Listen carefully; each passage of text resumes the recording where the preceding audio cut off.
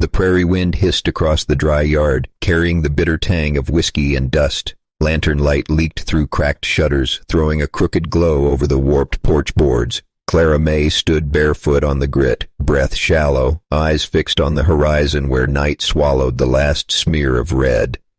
The door behind her crashed open. Boots struck wood. Ezekiel Brand filled the doorway, hat askew, shirt dark with spilled liquor. "You think you can shame me, girl?" His voice rasped like a saw on bone. Clara flinched but did not move. The bruise along her cheek burned in the cold. "It isn't your land to sell," she said, low. He staggered forward, belt buckle catching the lantern glow. "It's mine till I die." His hand shot out, backhand sharp enough to snap her head sideways. She tasted blood and grit. Still her spine held. "My pain consumes all," she whispered. Not for him, not even for herself, but for the empty dark that might carry it away. The wind rose. A distant coyote cried. Ezekiel spat into the dirt. "You'll learn obedience tonight." His grip closed on her arm, iron and sweat. Far off, a single hoofbeat echoed across the ridge. A lone rider paused against the fading stars, the silhouette of horse and man carved in silver moonlight. Samuel Holt, weathered rancher, felt the uneasy pull of trouble in his bones. Inside the yard, Clara wrenched free for a heartbeat, feet sliding on gravel. Ezekiel yanked her back, breath hot with whiskey. "You're nothing without me," he hissed. She looked past him, to the endless black beyond the fence. "I was never yours," she said, voice steady as the desert. The word struck him harder than any blade. His eyes narrowed. "We'll see about that." He dragged her toward the shadowed corral, the gate screeching like a wounded thing. Overhead, clouds slid across the moon, drowning the yard in darkness.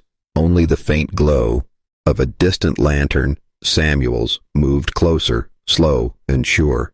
The prairie held its breath. Dust swirled like ghosts around their boots, and the night waited, listening for the first crack of destiny.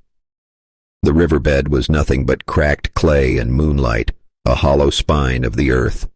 Clara May's breath came in ragged shivers as Ezekiel shoved her forward, boots grinding over stones. The rope in his hand glimmered pale beneath the stars. "You think you can shame me?" he growled, voice thick with whiskey. "Out here, no one hears a thing." She stumbled on a jagged root, knees scraping open. Pain flared, sharp and hot, but she kept her chin lifted. "You can't own me," she said, the words barely more than breath.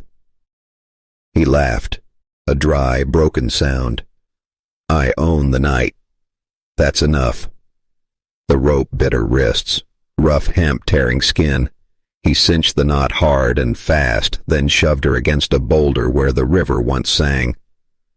"Learn obedience," he spat, eyes glinting like a coyote's in lantern light. When he finally turned away, his boots left prints that the wind began to swallow. His silhouette shrank to nothing until only the silence of the desert remained. Clara sagged against the stone. The cold seeped into her bones, a slow poison. Above, buzzards drifted like dark thoughts across the moon. Her fingers worked at the rope, every twist slicing deeper. Blood slicked the cord but gave no slack. The night stretched. Stars wheeled overhead, patient and cruel. Somewhere in the distance a lone owl called, and the echo seemed to mock her.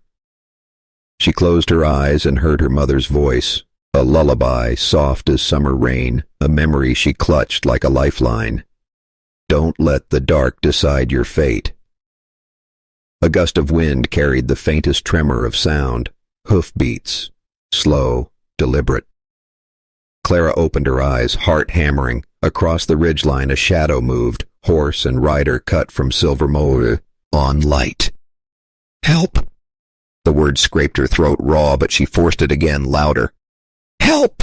The rider reined in, lantern swinging from his saddle horn. Its glow spilled down the slope, chasing the night from the canyon walls.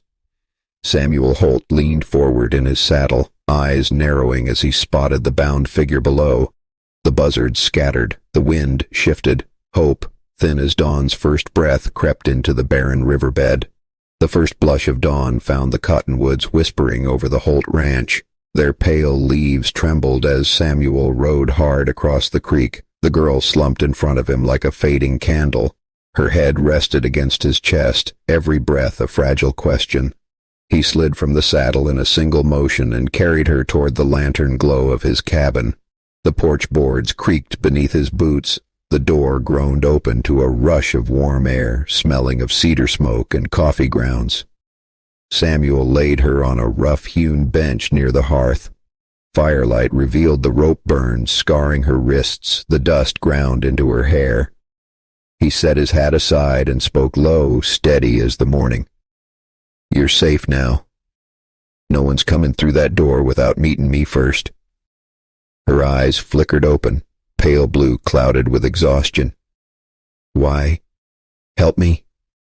"Because it's right," he said, pulling a kettle from the stove. Water hissed as he poured it into a basin. "And because a man's worth is what he does when no one's watching." Steam curled into the cold corners of the room. Samuel soaked a cloth and began cleaning the dried blood from her wrists, his calloused hands moving with unexpected gentleness. She winced, then stilled. Outside, the wind rattled the shutters, a reminder that darkness still prowled the hills. Samuel's gaze cut to the window, every sense alive.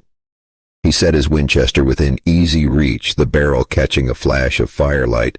"You got a name?" he asked. "Clara," she whispered. "Well, Clara," he said, voice softer now, "you rest here. A spell. You'll find strength again. This land, it gives back if you let it." Her eyes closed, but a tear traced the curve of her cheek, half grief, half relief. Samuel drew a wool blanket over her shoulders. For a heartbeat he stood watching the rise and fall of her breath, a rhythm that steadied the room. Memories of his own late wife flickered like the embers, a promise to protect what goodness remained in a world too quick to violence. Outside, the cottonwoods sighed under the pinkening sky, and the first bird call of morning broke the long, cruel night. Dusk bled across the cottonwood grove, washing the ranch in copper light.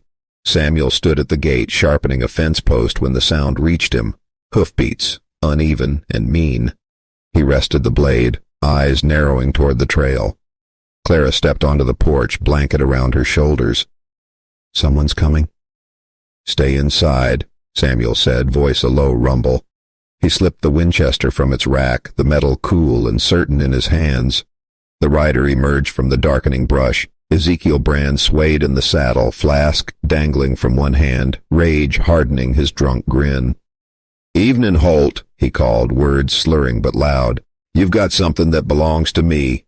Samuel planted his boots in the dust, rifle cradled easy but ready. "You rode the wrong trail, Brand." Ezekiel spat into the dirt, eyes glittering like wet coal. "She's mine. Blood says so." "Not tonight," Samuel replied, the hammer clicking back with a sound sharp as a rattler's tail. "Not ever again." Clara's breath caught behind the cabin door.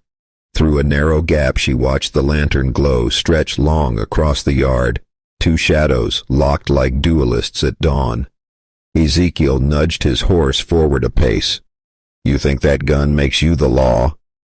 "I don't need the law to keep a man like you off my land." Samuel's voice cut clean through the cooling air. For a long heartbeat the world shrank to the creak of saddle leather, the whisper of cottonwood leaves. A coyote yipped in the distance, then fell silent as if the earth itself waited. Ezekiel's grin faltered. He caught the unwavering line of Samuel's aim, the steady calm behind it. Whiskey courage wavered. He tugged the reins, spit again, and sneered. "This ain't over. She'll crawl back when you're dead." Samuel didn't blink. "Ride." The outlaw wheeled his horse, hooves kicking up a bitter cloud of dust. Lantern light swallowed his retreat until only the rustle of the trees remained. Samuel lowered the rifle but kept his eyes on the trail. Inside, Clara pressed a hand to her chest, the echo of her stepfather's words still rattling in her bones. Yet through the fear, a thin strand of something steadier took root. hope, quiet and fierce as the coming night. Morning light spilled gold over the town of Red Hollow, warming the boardwalks and glinting off the glass of the mercantile. Wagon wheels creaked, boots struck planks, and talk hushed when Samuel Holt rode in with Clara beside him. Dust clung to her dress, but her chin stayed high. They dismounted at the sheriff's office. The door groaned open, releasing the smell of pipe smoke and coffee grounds. Sheriff Adair sat behind a scarred oak desk, his badge dull but steady in the light. Samuel tipped his hat. "Sheriff, we've come about Ezekiel Brand." Clara's voice trembled at first, then sharpened. "He left me to die in the riverbed. He sold my mother's things. He's—" She swallowed hard, eyes fierce. "He's not done." Adaris leaned forward, gray eyes heavy with thought. "You're certain you want this on the record?" "Brand's got friends in the saloons, men who'd sooner shoot than speak." Clara met his gaze. "I've lived enough in silence." The sheriff nodded slowly, quill scratching across parchment. "Then his time's near over. I'll write the warrant. But justice here rides slower than vengeance. You both best be ready." Outside, the church bell tolled noon, echoing across the rooftops. Townsfolk paused step, watching Clara as she stepped back into the sun. Whispers moved like wind, the gambler's stepdaughter speaking against him at last. Samuel walked beside her, hat brim shadowing his eyes. "You did fine in there." Her hands trembled, but she held them tight against her skirt. "I thought my voice would break." "It didn't," he said, steady as stone. A wagon rumbled past, children staring wide-eyed. Clara felt the weight of every gaze, yet also something she hadn't in years. Respect. Back in the office, Adares pinned the half-dried warrant to his board, jaw clenched.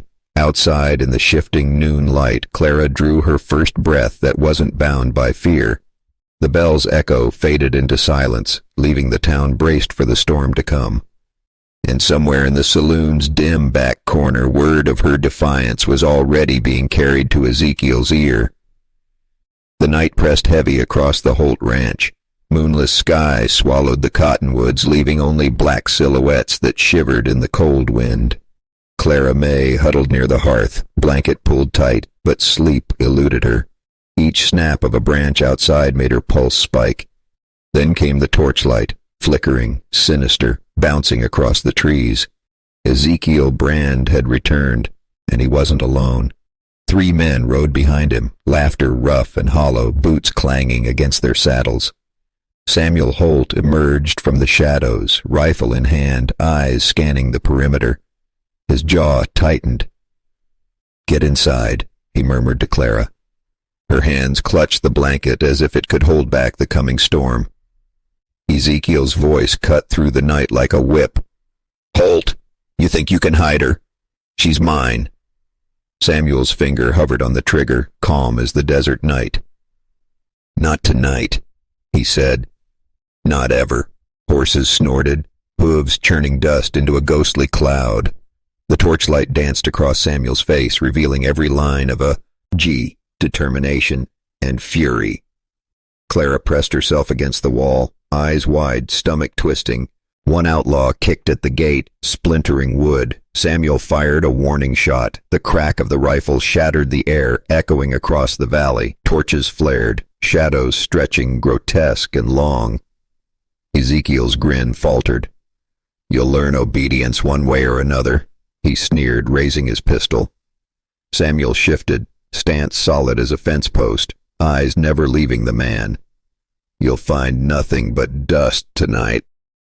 The wind whistled through the cottonwoods, carrying sparks from the torches, scattering them across the dry grass. Horses stamped and reared. Clara's heart thudded in her throat like a drumbeat of fear and hope tangled together. A stray ember caught the corner of the barn roof, flames licking hungrily. Samuel's mind raced. He barked orders, moving Clara behind the cabin wall. The outlaws hesitated, sensing the firm resolve of a man defending his own, but Ezekiel pressed forward, dragging the night toward chaos.